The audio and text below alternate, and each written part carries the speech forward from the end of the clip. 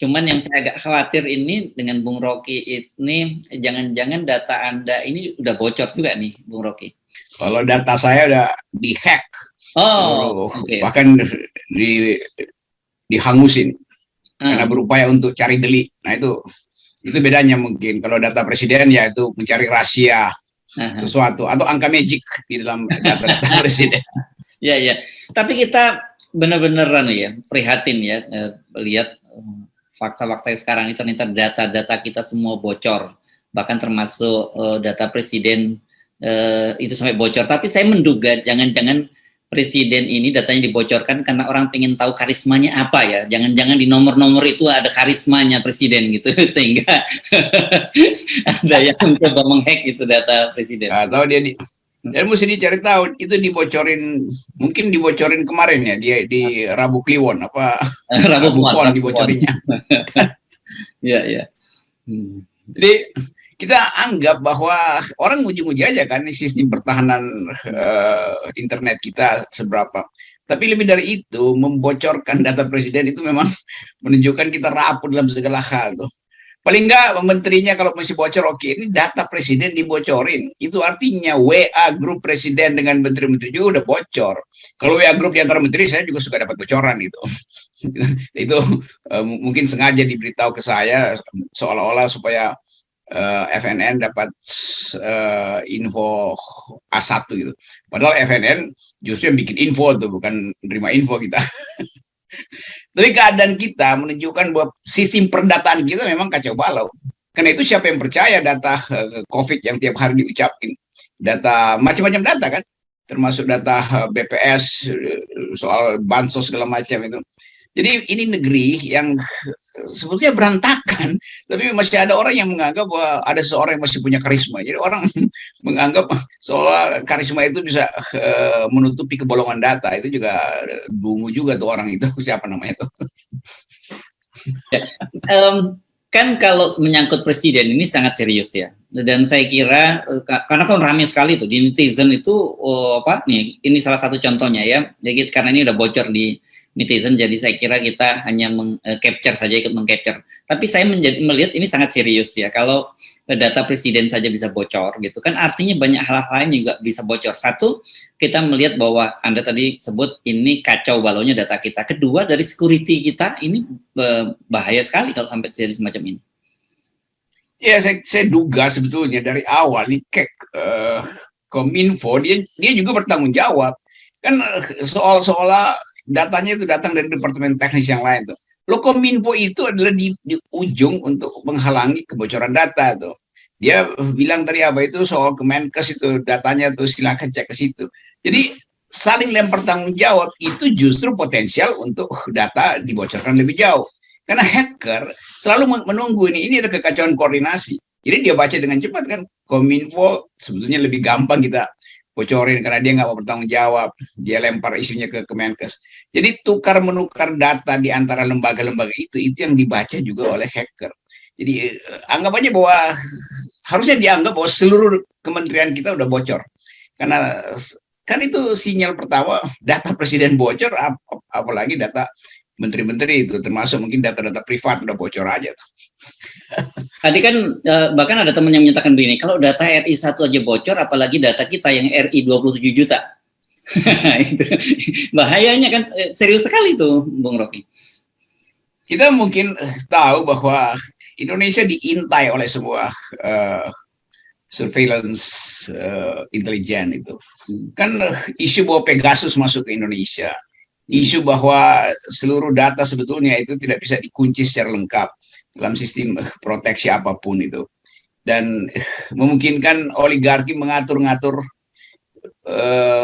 pasal undang-undang atau proposal undang-undang bisa diatur secara remote oleh kekuatan oligarki. Jadi itu menunjukkan bahwa bahkan draft undang-undang itu bisa bocor, yang tinggal 1 menit mungkin untuk disahkan, diubah sedikit komanya itu pindah lagi maksudnya kan. Jadi memang ini nggak ada semacam tertib di dalam pemerintah untuk mengamankan data tuh. Hal yang paling penting di kita adalah kemampuan untuk merahasiakan data kan.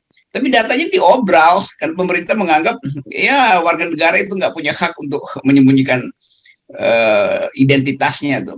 Demikian juga hacker menganggap oke, kalau begitu hak warga negara itu diretas, maka itu secara intelijen memungkinkan di atasnya juga diretas. Kan itu intinya kan permainan hacker itu. Tapi intinya ada pertanggungjawabannya apa? Kan orang mau tahu kenapa data itu bocor. Datanya pada Kominfo bilang, menterinya bilang, tanya sama Depkes. Jadi melempar tanggung jawab ini itu justru melemahkan pertahanan data kita. Itu intinya kan. Dan presiden nggak ngerti siapa yang mau ditegur.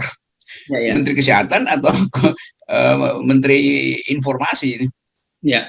Nah, jadi kan bagi kita yang sudah melaksanakan vaksin, itu kan kemudian datanya muncul di peduli lindungi itu ya. Saya sempat kemarin download, karena kita harus kalau masuk ke mall atau apa, ada keperluan apapun di Jakarta, kita harus bisa menunjukkan itu. Tapi begitu tahu bocor-bocor ya saya langsung uninstall tuh, karena saya kira kita khawatir juga nih presiden aja bocor, apalagi kita kan gitu. Nah, soal ini saya kira nggak bisa dianggap bercanda. Tidak cukup hanya saling lempar, karena ini saya kira kan berkaitan kalau sudah ngomong presiden itu berkaitan dengan keamanan negara.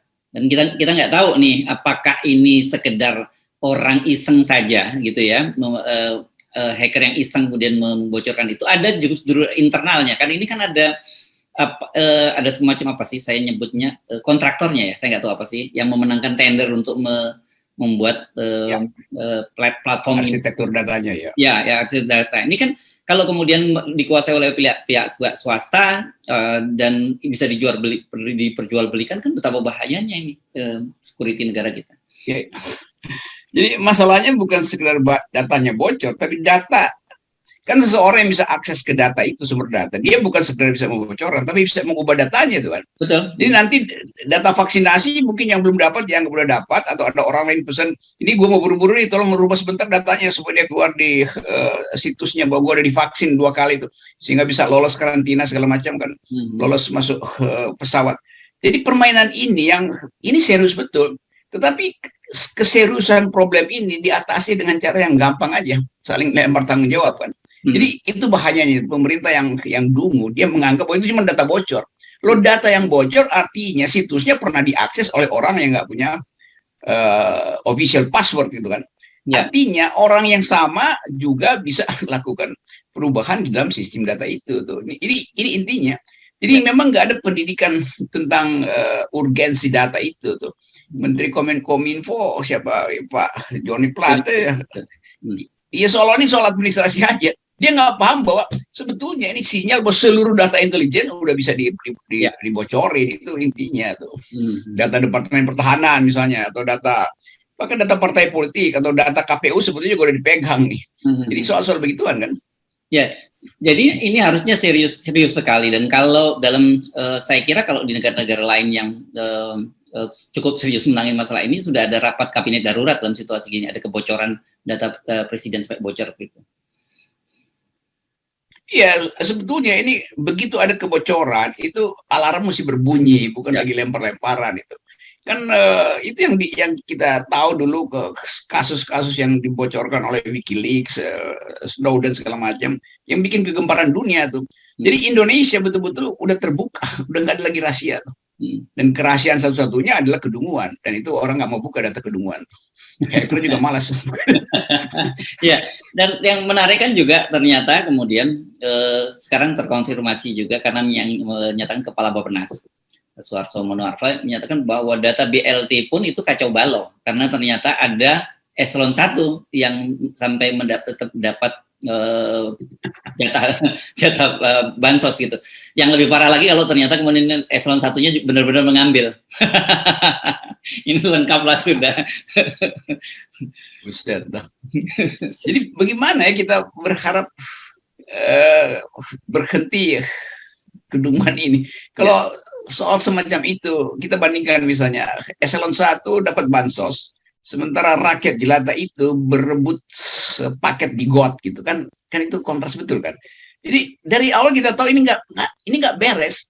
Mestinya ada home visiting, presiden suruh lurah dari hierarki yang paling tinggi, presiden kasih info sehingga lurahnya paham mana yang mesti dapat.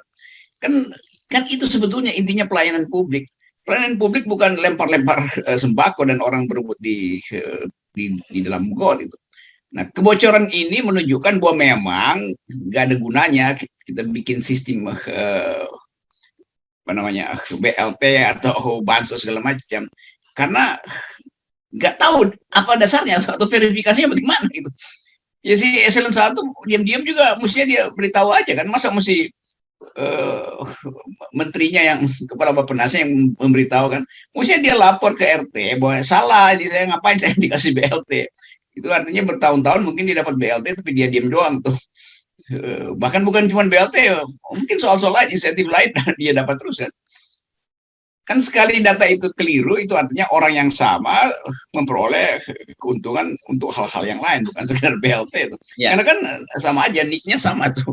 Ya, memang banyak sekali kekacauan data semacam itu, dan seperti pernah diakui juga oleh Mensos, itu banyak ada juga yang misalnya keluarga-keluarganya kepala desa atau keluarga lurah gitu yang mendapat bantuan-bantuan padahal sebenarnya tidak berhak, dan banyak sekali orang yang harusnya berhak tidak dapat. Jadi ini memang lengkap sudah kekacauan di kita ini, dan saya kira kekacauan-kekacauan ini kan sebenarnya cermin dari kekacauan yang lebih besar lagi dari itu semua.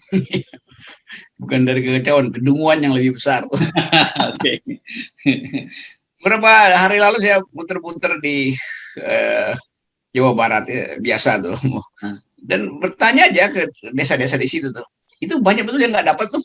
Padahal ada desa yang cuma 1 jam dari Jakarta, ada yang agak jauh dekat-dekat Pandeglang sana, dan saya lihat mereka berhak gitu, tapi dia nggak dapat. Jadi sebetulnya alasan orang berkumpul itu bukan untuk mengelulukan presiden, karena mereka memang nggak dapat bansos, karena itu dia kejar mobil yang ada tulisan bansos kan. Dia nggak peduli yang di dalamnya presiden atau Fajrul Rahman atau Ruhut segala macam. Pokoknya dia mau dapat bansos itu tuh. Ya, jadi ini yang menunjukkan, ini yang baru membuktikan bahwa data kacau akibatnya rakyat yang berhak sebetulnya juga nggak dapat yang banyak, nggak banyak yang dapat, sehingga harus berdesak-desakan dan mengambil risiko tertular, dan masih dieluk-elukan sebagai apa namanya karisma presiden. itu memang bodoh tuh orang itu. Enggak, tapi saya kira saya mau coba positive thinking saja ya, Bung Rocky. Rupanya Pak Presiden sudah lebih dulu tahu bahwa data itu kacau, jadi banyak yang tidak dapat bansos. Jadi mumpung gitu beliau berkunjung satu daerah, kalian ini saya bawa gitu, mungkin ya. Ini dugaan saya dengan cara pandang yang positif. Gitu.